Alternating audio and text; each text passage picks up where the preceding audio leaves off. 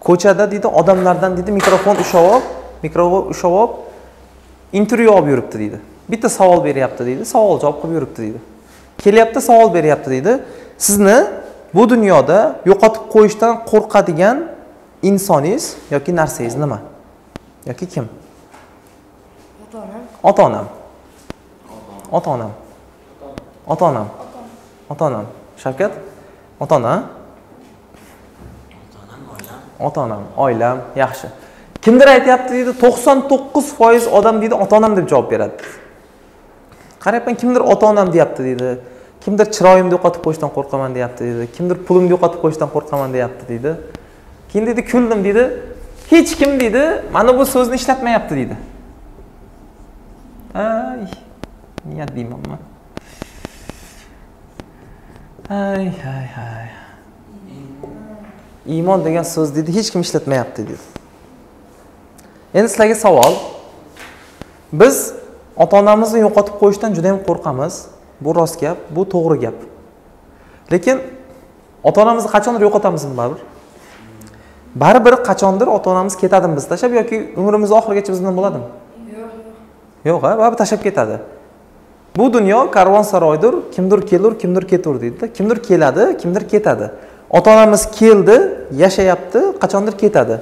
Biz ham tug'ildik, keldik bu dunyoga, biz ham yashayapmiz, qachondir ketamiz, o'lamizda hammamiz. Bizdan keyin farzandlarimiz qoladi. Xo'p, ota-onamiz ketsa, ularni tashlab, biz tashlab ketyapti va vafot etishadi. Baribir qo'rqamiz. Xo'p bu. Baribir yo'qotamiz. Keyingisi chiroy deylik. Hammamiz qariymizmi baribir bir kun? Kimdir o'g'il bolalar chol bo'ladi qachondir, qizlar baribir qachondir kampir bo'ladi. Shu yuzimizga ajin tushadi, sochimiz oqaradi, xunuk bo'lamiz, bunday qilib bukchayib, hassa tuyanib yuramiz, to'g'rimi? Qachondir bu bo'ladi. Kimdir boyligini yo'qotib qo'yishdan qo'rqsa, pulini yo'qotib qo'yishdan qo'rqsa, baribir yo'qotadimi qachondir pul? Pul keladigan, ketadigan narsa-yu, to'g'rimi? Xo'p, endi sizlarga savol, mana bu iymonni yo'qotib qo'ysa nima bo'ladi? Hayotning mazmuni yo'qoladi, to'ppa-to'g'ri.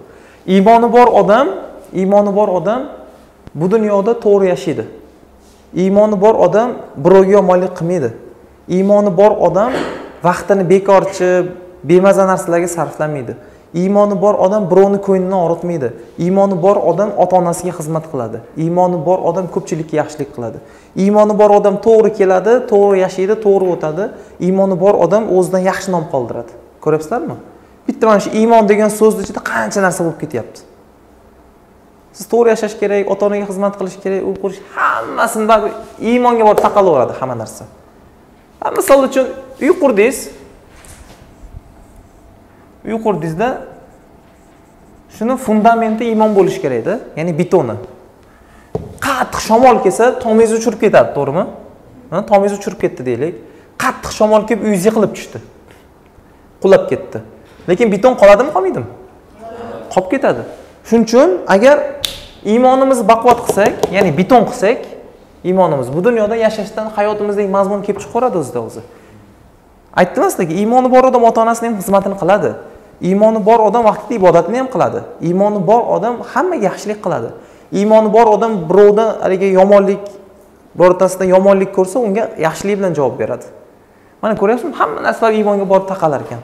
Shuning uchun hayotimizning mazmuni ham iymon bo'lishi kerak. Yaxshi, bularni yozib olinglar, bitta o'yin o'ynaymiz keyin.